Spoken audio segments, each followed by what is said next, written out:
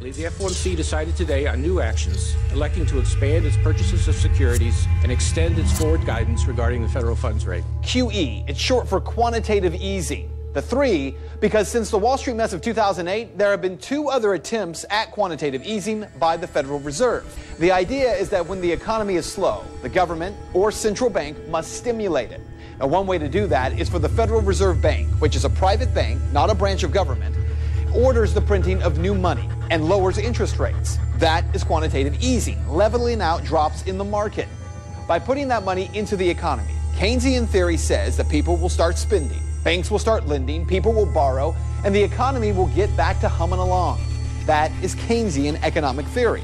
How is printing money backed by, essentially nothing, is that not going to debase the currency even more and essentially, put the economy in a worse state than it is? Printing money won't make people richer.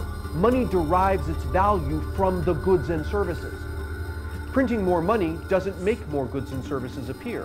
It simply spreads the value of the existing goods and services around a larger number of dollars.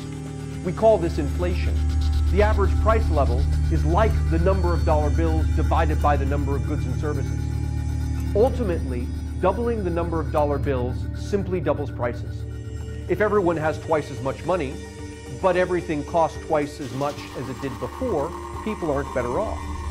People aren't better off because our wealth comes not from money, but from the goods and services that money buys.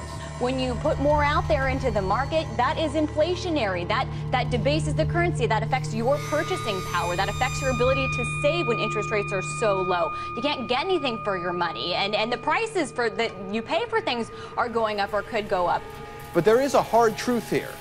The Federal Reserve Bank, through Bernanke and under Keynesian theory, believe that they have to keep printing currency and giving it to banking institutions and keep interest rates near zero in order to hide how massive our debt is. The hard truth, the other economic school of thought, called Austrian economics, says it will all crash. But the longer the Federal Reserve Bank keeps prolonging corrections in the market that have to happen at some point, the more pain there will be. QE3 or QE infinity, whatever you want to call it, just means that day of reckoning, which is coming, will be all that more severe when it gets here. And that is Reality Check.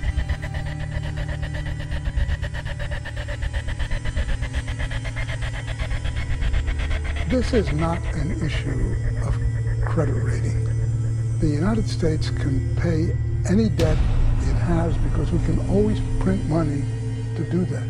So there is zero probability of default.